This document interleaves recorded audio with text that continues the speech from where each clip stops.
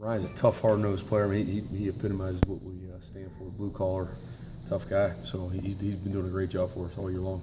He was in a sling today. Is that an indication of his status for Saturday? I mean, Ryan, like a lot of guys, are working through things. I mean, it's that time of year. It's that part of the season. Guys get a little banged up, especially as physical as he plays, and so he's working through some things. Talk about that time of year for a minute. Everybody's banged up some, and you've been at it a while. Is it easier to coach because you're in a conference race at this time of year?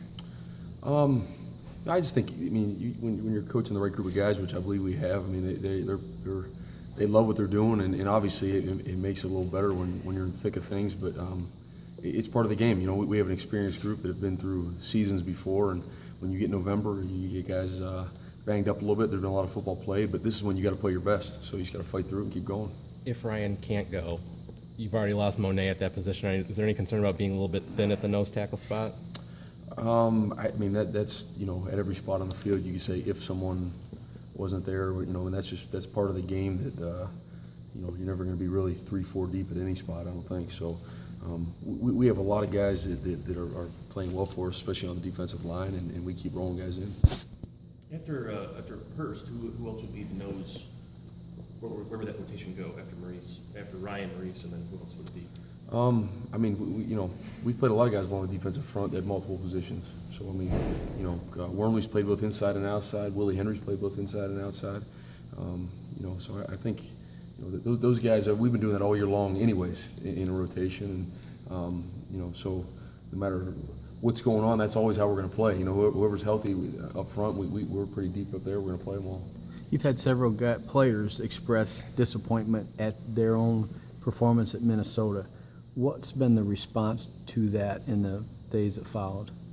Yeah, I think you guys responded the right way last week in their practice, and then went and played a good game on Saturday, and then we got a whole new challenge this week with the great offense we're facing, and they've been putting up a lot of points and yards and everything else. So, and unique style and how they play. So, I think our guys, their focus has been really good. They understand the challenge ahead of them. How do you prepare your defense to face an up-tempo offense like that, like Indiana's? Yeah, I mean, you practice up-tempo, and we don't huddle ever anyways, and it's kind of always been something that we've been starting on since way back in spring, just because of the teams we were going to face this year. And we faced some tempo teams earlier in the year. They're probably the fastest tempo team that we have faced, and so I don't think it's anything brand new in what we're doing. I mean, it's always something we prepare for each week, but they do a really good job of it.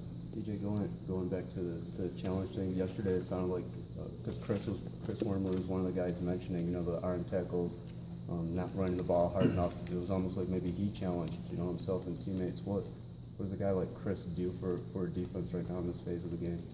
Yeah, I mean, Chris is playing really well for us. He's a prideful guy. I think like most of our defense is, and so I mean, that's been the good thing. When we've had times where, myself or our coaches have not been real pleased with their performance, it's been one of those deals where you go in the meeting room and they feel the same way, and it's not like they're looking at you like you're crazy. They agree and understand what the film shows, and so that's the best part about our guys, is that they take pride in their performance, and it matters to them, and so when you have that, guys that are willing, they'll correct it. You mentioned the second half of Rutgers. You said I think you guys saw that we're getting back on the right track. I mean, I guess as a defensive coordinator, when you see those guys be able to flip a switch like that.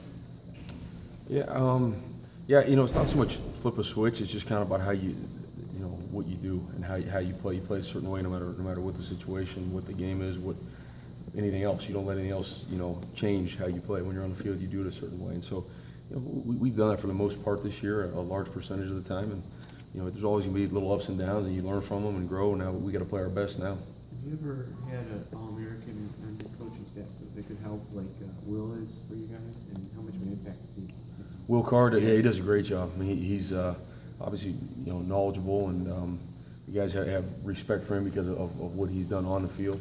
But he does a great job with them off the field. He coaches our guys hard, and he's a great asset to our coaching staff. It really matters to Will, and he takes great pride in what he does. Is he a natural teacher, or is that something he's still learning? Yeah, no, he's really good. Will's got a bright future in coaching ahead of him, and he's got a good relationship with the kids, and like I said, he pushes them hard. They respond. How closely do you monitor Jabril, given his expanding role beyond the defense? Yeah, yeah. I mean, you know, that's one of those things where Coach Harbaugh is obviously in charge of that, and it's something that he has done many times with other players. I've done it as well with him, and so you know, we have a formula for that. We know how many plays he's playing and what's too much, but you know, Jabril's fine, man. He's really helping us in all three phases of the game. How many guys have you had that have had instincts like that so young, where you can sniff out the screen pass or the bubble screen and stuff like that? Is that just inherent? Yeah, I think so. I mean, a lot of things Jabril does are you know, things that just naturally blessed with. I think the great part about him is he's a really hard worker. So the stuff he's been blessed with is really, really good, but he works hard to improve that. And it's a work in progress. You know, he's got a lot of great football ahead of him. I mean, he's just scratching the surface of what he can do. What are some of the film sessions like when you guys are, and going back to Chris when he's mentioning the missed tackles and stuff like that? What are the film sessions like specifically, as far as like concentrating on that? I just I feel like the best way to deal with players very directly. So we're very direct about things, not a bunch of sugarcoating about anything. It's, you know, if you did something well, you're going to get praised for it. If you didn't, it's going to get pointed out and called out in front of your teammates. I think the guys, you know, respect that. They always know where they stand, and so that's how we deal with things on a day-to-day basis. Does it get like recycled all the time? Like, do you guys have like, okay, this is the play where you miss this tackle? I mean, do they like watch it a few times? I mean, how often do you go over that? No, we don't keep bringing it back up. We watch it, we address it, and then we you know, learn from it in the film room and go on the field and practice what we need to get better at and keep moving forward. Jed was just saying that the defensive guys may have a better perspective on John O'Korn based on seeing him every day as a scout team player. What has he meant to the defense in terms of preparing you guys? Yeah, that's a great question. He's been awesome.